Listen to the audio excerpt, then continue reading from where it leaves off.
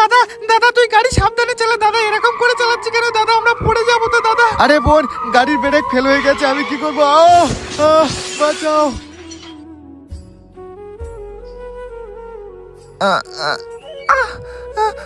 দাদা দাদা তুই ওঠ, দাদা তুই কথা বলছিস না কেন? দাদা তোর কি হলো?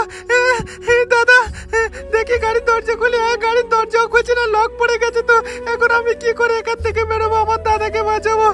কেউ আছো আমাদের কথা শুনতে পাচ্ছ? আমার দাদাকে বাঁচাও। শাইন শাইন, ওই দেখো একটা গাড়ি থেকে ধোঁয়া বেরোচ্ছে, মনে হয় কি হয়? আরে কি হবে আর, কোনো মাতালে হয়তো অ্যাক্সিডেন্ট করেছে সেই জন্য গাড়ি ধোঁয়া বেরোচ্ছে। সব ছাড়ো তো। কি ব্যাপার, ওখানে একটা গাড়ি এরকম দাঁড়িয়ে আছে আর গাড়িতে ধোঁয়া বেরোচ্ছে, কি হয়েছে বিষয়টা? আরে দিদি, এখানে এখানে কি হয়েছে? গাড়িতে ওরকম ধোঁয়া বেরোচ্ছে কেন, কিছু জানো? দাদা আমরা সবে এসেছি, ওই গাড়িতে কেউ মনে হয় নেশা করেছে, হয়তো অ্যাক্সিডেন্ট করে। হ্যাঁ দাদা, কেউ মনে হয় নেশা করে হয়তো অ্যাক্সিডেন্ট করতে পারে, না হলে এরকম পড়ে। কি বলছো? তাড়াতাড়ি গিয়ে দেখতে হবে গাড়ির মধ্যে কি আছে। দাদা তুই কথা বল, দাদা তুই কথা বলছিস না কেন? কেউ আছো? দাদা দাদা বাঁচাও আমার দাদাকে। আরে গাড়ির লক খুলছে না তো দিদি, গাড়ির লকটা খোলো, তোমার দাদাকে আমি বাঁচাচ্ছি। হ্যাঁ, মুখ থেকে তো রক্ত বেরোচ্ছে। দাদা আমি কিছু শুনতে পাচ্ছি। ঠিক আছে আমি দেখছি।